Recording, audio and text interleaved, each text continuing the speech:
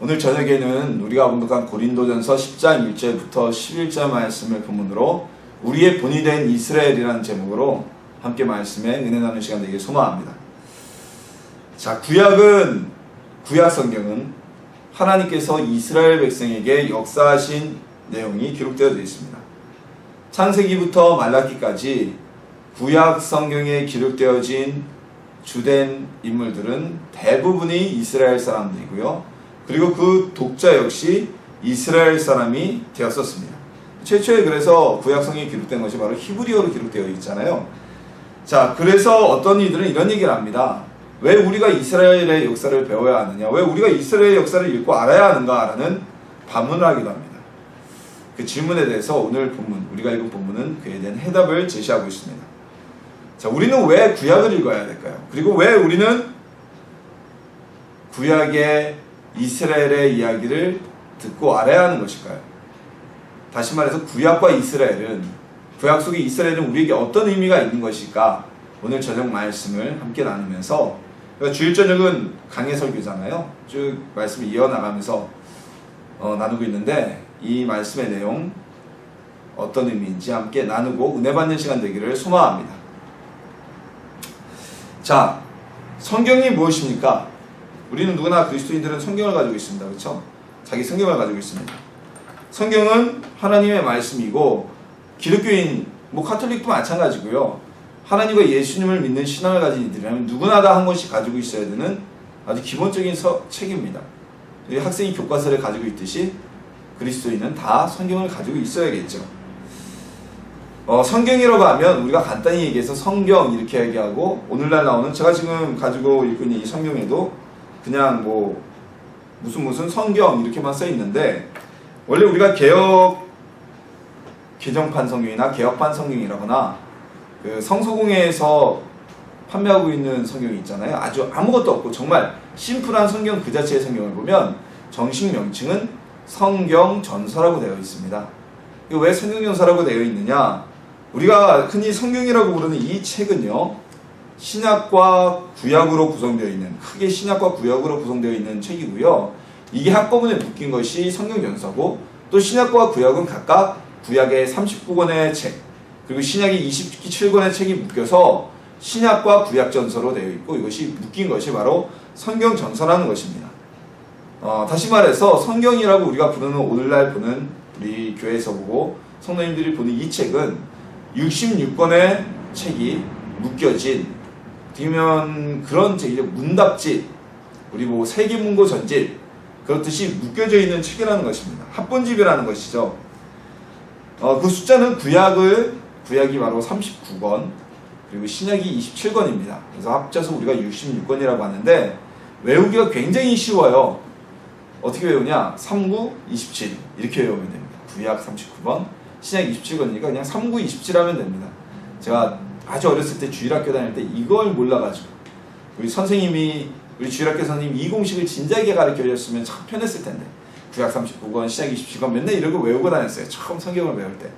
39, 27 아시면 됩니다. 그래서 합쳐서 66권이고, 구분에 따라서는 시편 안에, 시편이 각도 3권의 책으로 묶여져 있는 것이 시편이죠. 그럼 3권으로 나누면 성경이 더 숫자가 늘어날 수 있다라고 하지만, 보편적인 관점에서는 성경을 그냥 66권으로 우리가 이야기합니다. 그럼 신약과 구약의 구분점과 차이점은 어디에 있을까요? 그 기준이 무엇일까요? 바로 신약과 구약의 기준점은요, 예수님의 탄생에 있습니다. 자, 구약의 명칭이 무엇입니까? 옛 구자에 우리가 약속할 때 약자죠. 영어로 하면 올드 테스트먼트입니다. 이 올드 테스트먼트의 테스트먼트는 계약, 법률적 약속, 쌍방 간의 계약을 뜻하는 의미입니다. 그래서 올드 테스트먼트, 구약은 하나님과 사람 사이의 옛 약속을 뜻하고요. 뉴 테스트먼트라고 불리는 신약은 하나님과 하나님의 백성 사이에 또 다른 새로운 서약을 이야기합니다. 그 새로운 서약, 개정된 새로운 서약의 기준점은 바로 예수님이 이 땅에 오셔서 우리를 대신하여 십자가에서 죽으시고 3일 만에 부활하신 그 구원 사역을 기준점으로 하게 됩니다.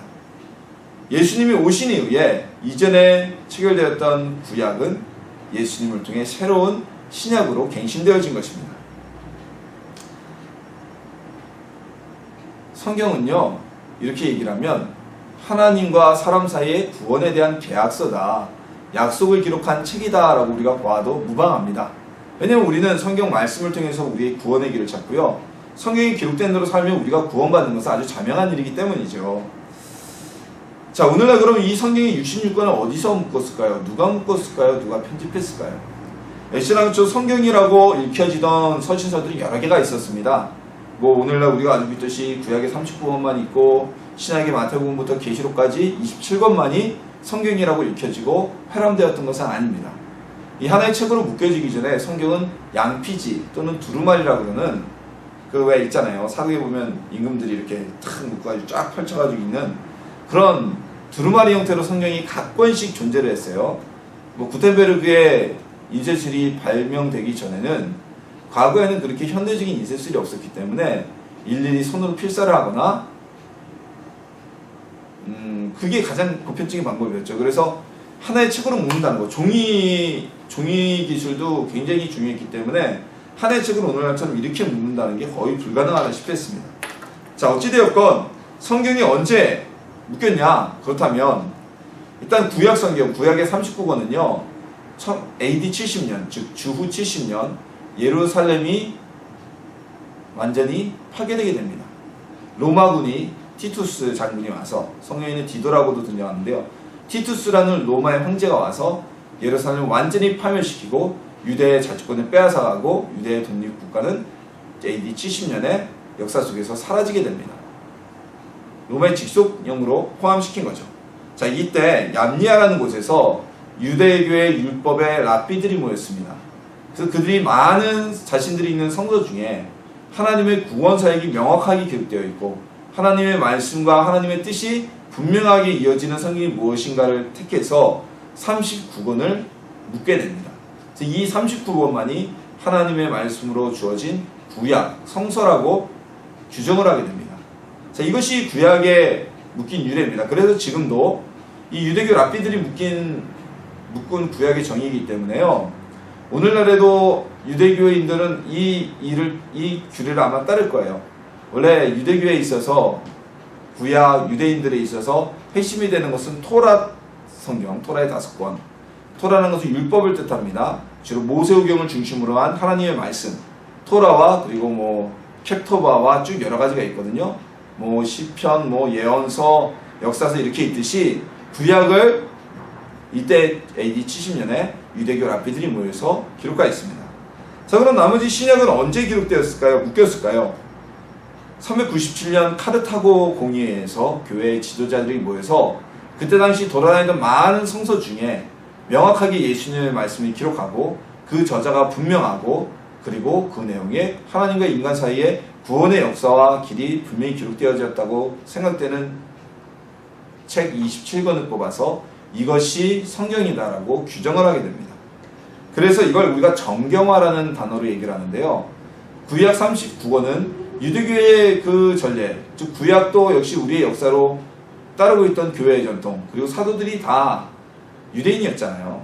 그 전통과, 그래서 그 AD 70년에 얌리아에서 결정된 39권의 전통을 그대로 받아들였고, 우리 신약 27권은 397년 카르타고 공의회에서 교회의 지도자들이 모여서 결정한 그 정경을 그대로 받아들여서 오늘날 신구약을 합쳐 66권의 성경이 구성되게 된 겁니다.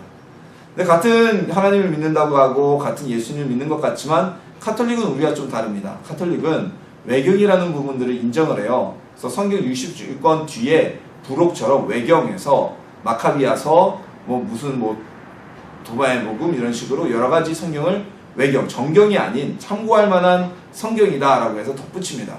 그러나 우리 개신교에서는 외경을 인정하지 않습니다. 이런 정경화 작업이 필요했던 것은요, 정경화가 되지 않으니까, 성경이라고 규정되지 않으니까 많은 사람들이 사도들의 이름을 빌려서, 예수님의 12사도가 있잖아요. 각 사도들의 이름을 빌려 써서 자신들이 가짜 성경을 기록하고 마치 그것이 사도들의 가르침인 것처럼 사람들이 현혹하고, 그리고 각각의 내용이 달랐기 때문입니다. 그래서 이 정경화 작업이 이루어지고 오늘날까지 우리에게 66권으로 묶인 성경이 전해지게 되었던 것입니다. 자, 성경은 무엇입니까? 정경화의 기준은 무엇입니까? 바로 하나님의 구속사역이 포함되어 있느냐, 그것이 바로 정경화의 기준이었고 오늘날 우리에게 주어진 성경의 핵심 포인트인 것입니다. 근데 사도시대 이후에 성경은 더 이상 쓰여지지 않았습니다. 왜냐하면 성경에서 가장 마지막으로 기록된 성서가 우리 성경의 순서와 같이 요한의 계시록이기 때문입니다. 요한의 계시록은 이 세상의 심판과 멸망 그리고 다시 올 도래할 하나님의 나라의 완성에 대해서 기록되고 있죠. 그래서 계시록을 끝으로 하나님께서는 더 이상 사람들에게 정경화의 과정을 계시하지 않으셨다고 봅니다. 때문에 사도시대 이후에 누가 자신이 하나님의 계시를 받아서 성경을 썼다. 대표적인 것이 마릴 성도 예수 그리스도의 교회라고 부르는 몰몬교에서 얘기하는 몰몬경 같은 경우, 이건 절대로 성경으로 우리가 인정할 수가 없습니다. 왜냐하면 하나님께서는 그럴 것 같으면 계시록을 요한을 통해 마지막으로 기록하게 하지 않으셨을 것이기 때문입니다. 자, 이런 면에서 성경은요, 이스라엘 역사, 특별히 구약 성경은 이스라엘 역사를 뛰어넘는 고귀한 가치를 지니게 됩니다. 오늘 본문 6절에서도요, 바울은 이 부분에 대해서 다음과 같이 말합니다. 이러한 일은 우리의 본보기가 되어 라고 말하고 있습니다. 어떠한 일입니까?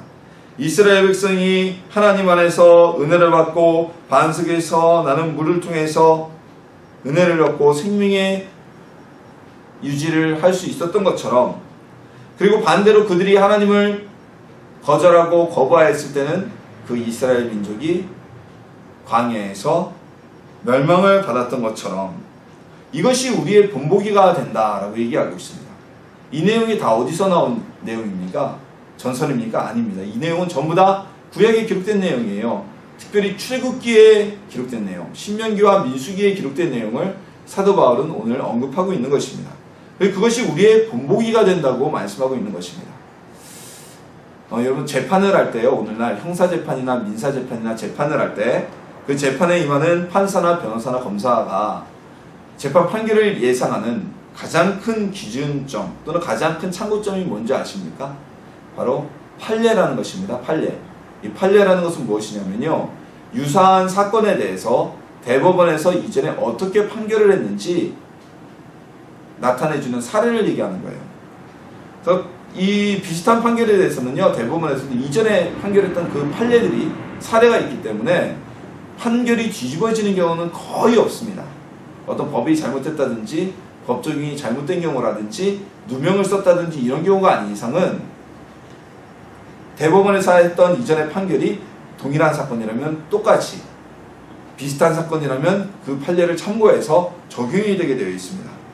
그래서 민사소송이나 이런 걸 할 때, 특별히 형사야 국가에서 형사소송은 변호사가 없이 진행할 수 없도록 딱 법에 규정되어 있거든요. 그래서 개인이 변호사를 선임할 능력이 되지 않으면 나라에서 국선 변호사라는 변호사를 대신 선임하여 주는 것입니다. 형사소송은 무조건 변호사가 지건 이기건 참여하게 되어 있습니다. 근데 민사소송은 좀 틀리죠. 개인 간의 다툼인 민사소송은 변호사가 있어도 되고 없어도 되는데 능력 있는 변호사가 있으면 재판에 이길 확률이 많아요. 근데 이 변호사분들에게 가서 민사소송을 가면 상담을 하면 맞겠다고 하는 소송이 있고 이건 맡을 수가 없다고 이야기하는 소송들이 있습니다.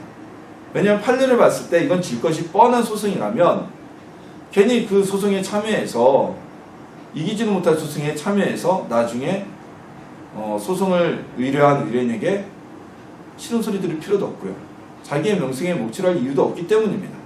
이 판례는 이만큼 재판에 있어서 아주 중요한 영향을 끼치는 겁니다. 자, 성경에 기록된 이스라엘의 모습, 그리고 그들의 행동에 따른 하나님의 반응은 바로 오늘날 우리가 삶을 살아가고 신앙생활을 하는데 아주 좋은 본이 되고 있는 것입니다. 우리는 이스라엘 백성의 행동에 대한 하나님의 대응을 보면서, 성경에 기록된 그 모습을 보면서 우리의 삶의 지금 모습을 이스라엘에 비춰볼 수 있고, 우리의 삶에 대해서 하나님이 어떠한 반응을 보이실지 우리는 예상할 수가 있게 되는 겁니다. 자, 이스라엘이 하나님께 복받은 모습으로 우리가 살아가고 있다면 우리 역시 하나님께 그 축복을 받아 누리겠지요. 근데 오늘 바울이 얘기했듯이 하나님을 기뻐하지 않게 해서, 하나님을 거절해서 광야에서 죽임받은 이스라엘처럼 우리 역시 우상 숭배를 하거나 하나님을 떠나거나 하나님이 기뻐하지 않으시는 일을 하고 있다면 우리 구약 성경이 이스라엘과 하나님과의 관계의 모습을 통해 우리에게 하나님이 어떠한 반응을 보이실지 충분히 예상할 수 있기 때문입니다. 똑같은 반응이 나타나게 되어 있어요. 왜냐하면요, 하나님은 어떤 시간에 따라서, 역사에 따라서 오랜 기간이 지났다고 변치 아니하시는 분이기 때문입니다. 성경 속에서 이스라엘은 수많은 고난을 당합니다. 그리고 엄청나게 많은 기적과 하나님의 보호하심과 인도하심을 누리게 되었습니다. 이것 때문에 이 이스라엘의 모습은 우리에게 하나의 교보제가 되어 있습니다. 교보제가 무엇입니까? 교보제. 교육을 위한 보충제 또는 교육을 위한 시범행등, 이게 다 교보제잖아요. 여러분 어떤 군대를 가거나 아니면 사회에서도 운동을 할 때 강사 되시는 분들이 어떻게 합니까? 군대에서는 시범 조교가 정말 멋있게 시범을 보여요. 막 무릎 가지고 그러는데도 몸을 붕 날려서 진짜 멋있어요. 슈퍼맨처럼 탁 날려가지고 엎드려가지고 거충 자세하고, 사실 그렇게 몇 번 날리면 허벅 이 팔꿈치하고 무릎 다 까지거든요.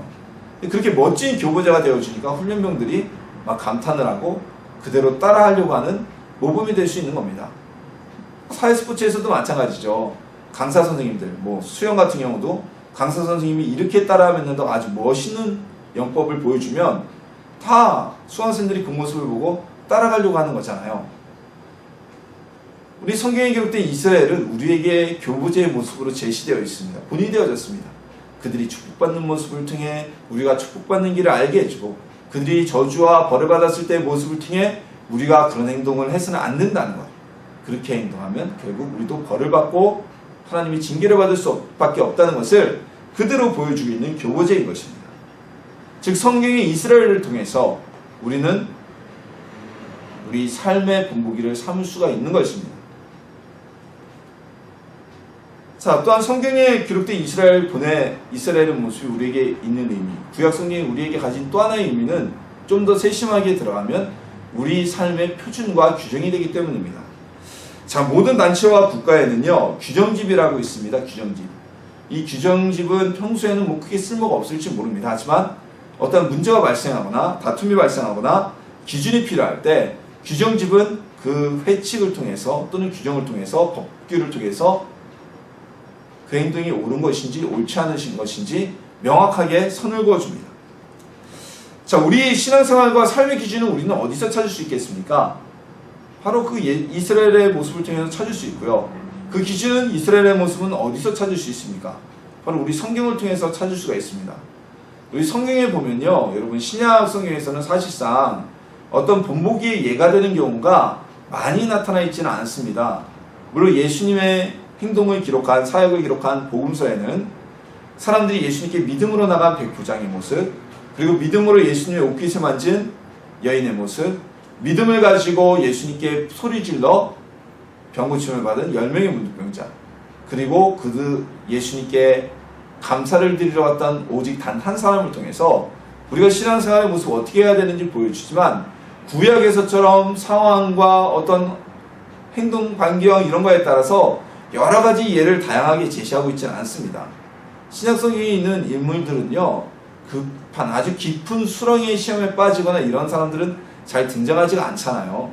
대부분 예수님께 어떤 복을 받은 사람들, 그리고 아주 극단적으로는 가룟 유다와 같이 회개하지 못해서 죽임을 당한 사람들, 이런 극단적인 예만 있죠. 대부분의 우리의 삶에 적용할 수 있는 예는 구약에 있습니다. 구약.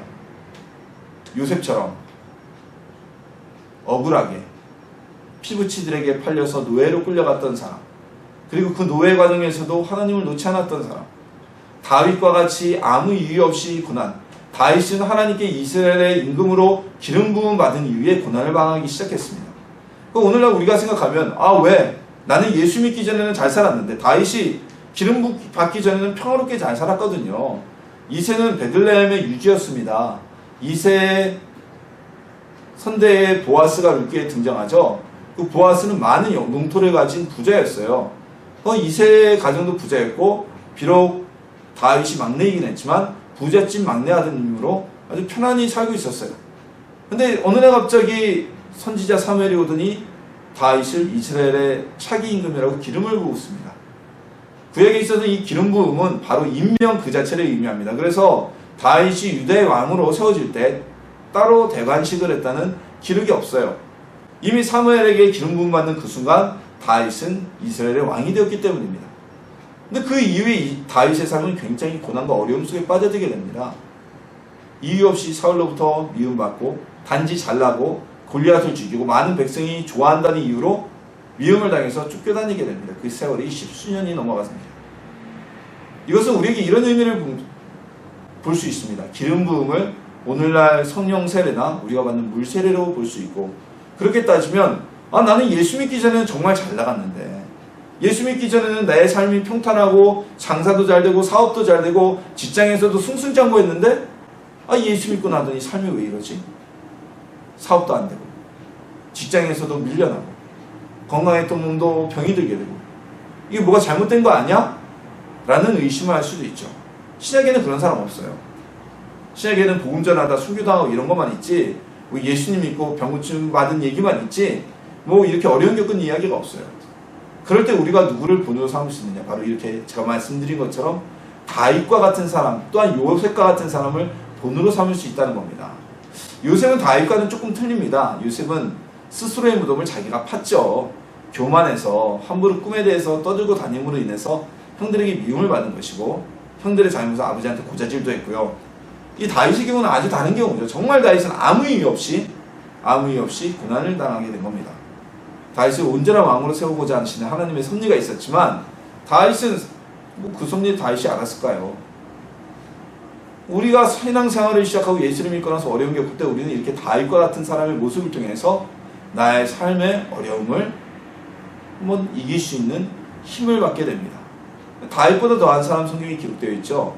누굽니까? 바로 의인 욥이죠. 욥은 정말 아무 잘못 없어요. 하나님 잘 믿은 잘못밖에 없어요. 하나님 존경한 잘못밖에 없어요. 근데 그건 잘못이 아니잖아요. 근데 욥의 고난을 통해서 하나님은 믿는 자들에게 있는 고난 중에서도 하나님께 영광이 되고 하나님의 뜻에 따라 주어지는 고난이 있다는 것을 보여주고, 예수를 믿는다고 하나님을 잘 섬긴다고 해서 무조건 축복만이 임하는 것은 아니라는 사실을 보여주고 계신 겁니다. 이게 없는 기복주의 신앙, 그냥 예수 믿으면 무조건 축복받고, 우리가 구약을 안 보고 신약만 본다면 예수 믿으면 무조건 축복받아야 되고, 예수 믿으면 무조건 병고침 받아야 되고, 여기에 빠져 있으면 이런 시험이 올 때 우리는 넘어지고 좌절할 수밖에 없습니다. 성경에서는 예수님 믿고 병 고친 사람들만 있지, 신약에서는 예수님 믿고 병이 걸린 사람은 없었기 때문이죠. 심지어는 병들어 죽었던 도로가와 같은 여인도 다시 살아나게 되잖아요.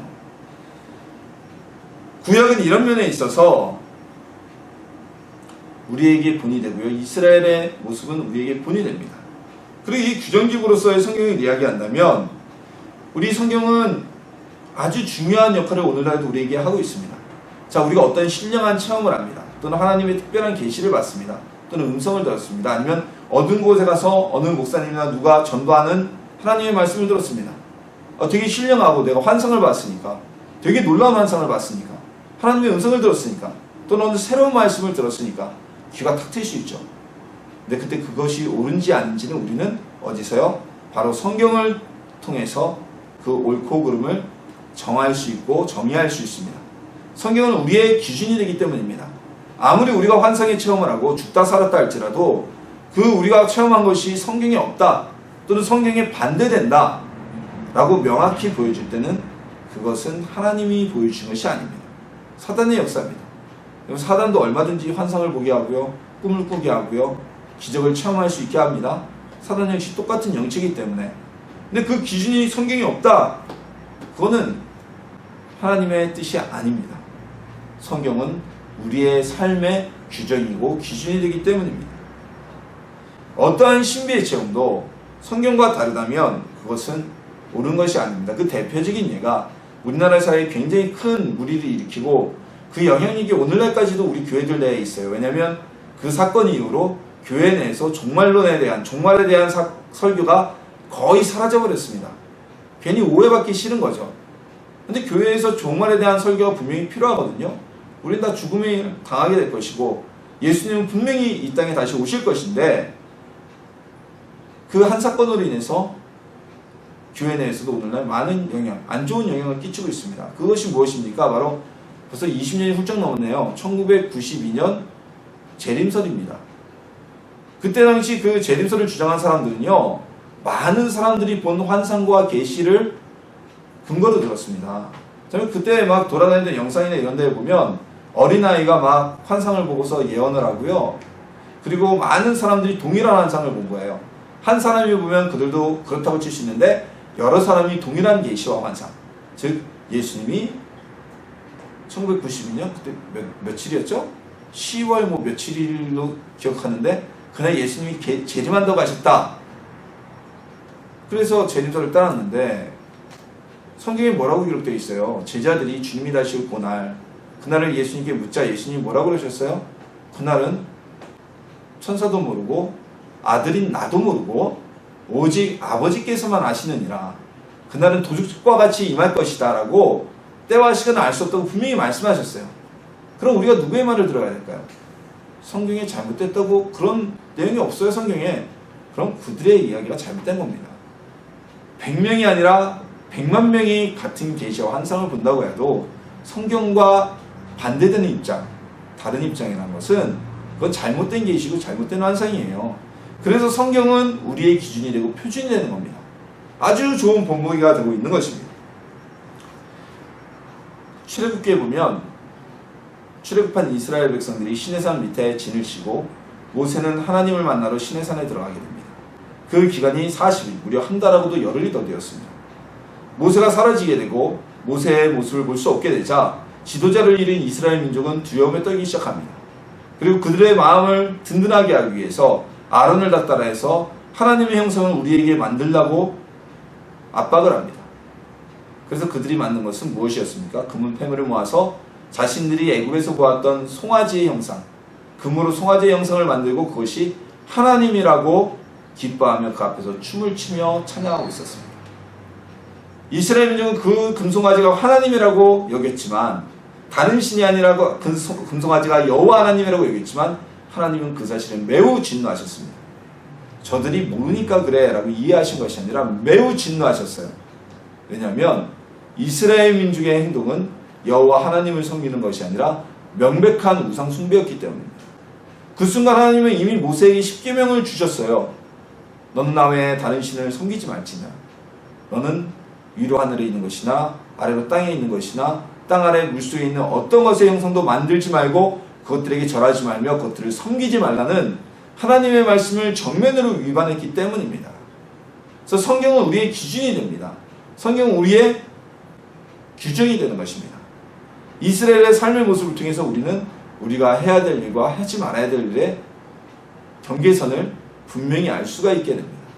그래서 구약과 이스라엘의 모습은 오늘날 우리에게도 여전히 큰 가치와 큰 모범이 되어지는 매우 귀한 의미를 가지고 있는 것입니다. 구약과 신약은 이스라엘 민족의 역사가 아닙니다. 구약성경, 특히 구약성경은 이스라엘의 역사가 아닙니다. 이스라엘의 역사를 뛰어넘는 하나님의 모습을 보여주는, 하나님과 사람과의 사이에서 우리가 해야 될 삶의 모습을 보여주는 삶의 표준이고 교보제이며 본보기이고 그리고 규정입니다. 이스라엘의 예를 통해서 우리가 어떻게 살아가야 될지 우리 스스로의 모습을 비춰볼 수도 있고요. 자가 판단을 할 수 있는 거예요. 그리고 이스라엘의 삶의 모습을 통해서 우리가 축복을 받을 수 있는, 하나님의 복을 받을 수 있는 길을 제시하고 있습니다. 또한 성경을 통해서 우리가 하지 말아야 될 일, 우리가 바르지 못한 신앙의 길을 가지 말아야 될 그 명백한 규정과 선을 제시하고 계십니다. 우리는 구약 성경을 우리에게 주신 하나님께 감사해야 됩니다. 어찌 보면 이스라엘 민족은 우리 오늘날 신약을 살아가는 우리를 위한 교보제로 시범 타겟으로 제공이 된 거예요. 그러니까 우리 하나님 앞에 이 모습을, 이 마음을 가지고 감사하며 기뻐하는 저나 여러분 되시길 소망합니다. 그래서 구약은 지루한 역사서, 아니면 다윗의 이야기를 볼 때 그냥 다윗이 골리앗을 조약돌로 가서 죽였어, 이렇게 아주 단편적인 면만 우리가 스토리텔링으로 보지 마시고 그 안에 감춰져 있는 하나님의 의미와 뜻이 무엇인지, 다윗이 왜 이스라엘의 백성이 되었을까? 왜 다윗이 조약돌을 던져서 골리앗을 죽일 수가 있었을까? 어떻게 그게 가능했고 다윗은 그것을 통해서 무엇스럽게 되었는가를 살펴보는 성도님들이 되시길 소망합니다. 그래서 이스라엘, 우리의 본이 된 이스라엘의 모습을 통해서 또 우리의 규정으로 주어진, 교보제로 주어진, 사례집으로 주어진 성경을 통해서 오늘날 우리의 복을 받는 길을 걸어가시길 소망하고요. 하나님이 기뻐하시는 그 길을 찾아나가길 소망하고요. 또 우리의 삶 속에서 일어나는 모든 일들을 성경에 비추어서 그것이 옳은 것인지 아닌 것인지 분명하게 판단하는 하나님의 백성이 되기를 예수님의 이름으로 축원합니다.